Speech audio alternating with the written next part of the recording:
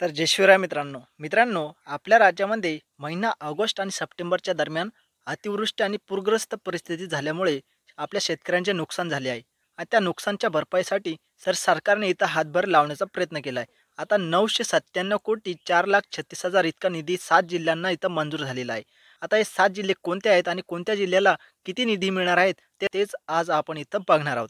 तर मित्रांनो, चला व्हिडिओला सुरुवात करूया. मी योगेश दांडगे तुमचं सहर्ष स्वागत करतो आपल्या मराठी लक्षधारी यूट्यूब चॅनलवरती. मित्रांनो, चॅनलवरती नवीन असाल तर प्लीज करून चॅनलला सबस्क्राईब करा. व्हिडिओला सुरुवात करूया. काय तो जी आर काढलेला आहे सरकारने तो आज इथं बघूया. अतिवृष्टी आता इथं बघा, ऑगस्ट व सप्टेंबर 2024 या कालावधीत विविध जिल्ह्यात अतिवृष्टी व पूरग्रस्त परिस्थिती झाल्यामुळे पिकांच्या नुकसानापोटी बाधितांना मदत देण्याबाबत हा जी आर काढलेला आहे. ठीक आहे. आता हा जी आरची तारीख काय आहे तर 4 ऑक्टोबर 2024 रोजी हा जी आर निर्गमित करण्यात आलेला आहे. ठीक आहे. इथं बघा मित्रांनो, शासन निर्णय काय घेण्यात आला आहे तर ऑगस्ट सप्टेंबर 2024 या कालावधीत राज्यात विविध जिल्ह्यात अतिवृष्टी यामुळे झालेल्या शेतपिकाच्या नुकसानासाठी शेतकऱ्यांना मदत देण्याकरता शासन निर्णय निश्चित केलेल्या दरानुसार एकूण रुपये 996,4,36,000 इतका निधी मंजूर करण्यात आलेला आहे. ठीक आहे. आता हा निधी तुम्हाला तुमच्या डायरेक्टली बँक अकाउंटमध्ये डीबीटी पोर्टलद्वारे मिळणार आहे. ठीक आहे. आता इथं बघा, शासन निर्णय महसूल व वन विभाग दिनांक 1/1/2024 नुसार जिरायत पिके, बागायत पिके व बहुवर्षीय पिकांच्या नुकसानासाठी मदतीचे विहित दरानुसार जास्तीत जास्त 3 हेक्टर मर्यादित असलेल्या खातर जमा करण्यात यावी. म्हणजे 3 हेक्टर याची लिमिट असणार आहे. 3 हेक्टरच्या वरती तुमच्याकडे जर शेती असेल तर त्यांना ही मिळणार नाही. ठीक आहे.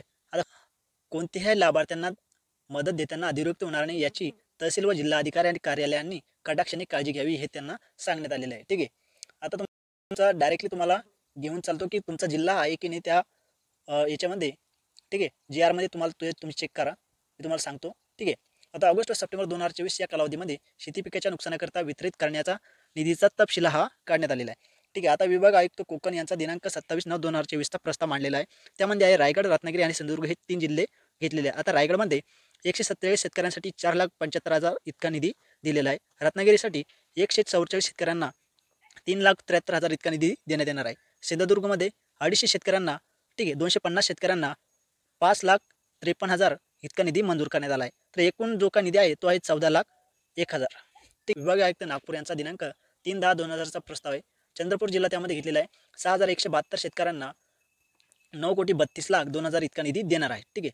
तर इथं बघा मित्रांनो, विभागीय आयुक्त छत्रपती संभाजीनगर यांचा 30/9/2024चा प्रस्ताव मांडलेला आहे. तर बीड, लातूर आणि परभणी हे 3 जिल्हे त्यामध्ये घेतले गेले आहे. तर बीडमध्ये 79,492 शेतकऱ्यांना 54,62,98,000 इतका निधी दिला गेलेला आहे. आता लातूरमध्ये बघा, लातूरमधल्या शेतकऱ्यांनी 326 शेतकऱ्यांना 21,08,000 इतका निधी मंजूर केला आहे. परभणीसाठी तर परभणीमध्ये बघा मित्रांनो, परभणीमध्ये 52,09,761 शेतकऱ्यांना 548,59,89,000 इतका निधी मंजूर केला. आता विभागीय आयुक्त छत्रपती संभाजीनगर यांचा दिनांक 1/10/2024चा प्रस्ताव. ठीक आहे. आणि जो अगोदरचा होता तो केव्हाचा होता तर 30/9/2024 म्हणजे 30 ऑगस्ट 2024 होता. आणि हा जो खाली काढलेला आहे छत्रपती संभाजीनगरने 1 सप्टेंबर 2024 हा त्यांनी पुन्हा प्रस्ताव मांडलेला आहे. ठीक आहे. आता लातूर जिल्हा त्यामध्ये घेण्यात आलेला आहे. लातूर जिल्ह्यामध्ये किती शेतकऱ्यांना पुन्हा मिळणार आहे तर 35,08,767 शेतकऱ्यांना 384,कोटी 14,38,000 इतका निधी मिळणार आहे. ठीक आहे. तर मित्रांनो, आता इथं उर्वरित जे काही जिल्हे इथं अजून राहिलेले आहेत त्या जिल्ह्यांचा इथं प्रस्ताव मांडले गेलेला नाही. त्यामुळे त्या जिल्ह्यांना अजून इथं निधी मंजूर झालेला नाही. तर त्याही जिल्ह्यांना इथं प्रस्ताव मांडल्यानंतर त्याही जिल्ह्यांना त्यांचा निधी मिळणार आहे. शेतकऱ्यांना त्यांचे पैसे अतिवृष्टीचे मिळेल. ठीक आहे. त्यामुळे तुम्ही काळजी करायची नाही मित्रांनो. तर मित्रांनो, व्हिडिओ जर आवडला असेल तर प्लीज करून चॅनलला सबस्क्राईब करा, व्हिडिओला लाईक करा, कमेंट करा, शेअर करा, सबस्क्राईब करा. धन्यवाद मित्रांनो. भेटूया पुढच्या व्हिडिओमध्ये.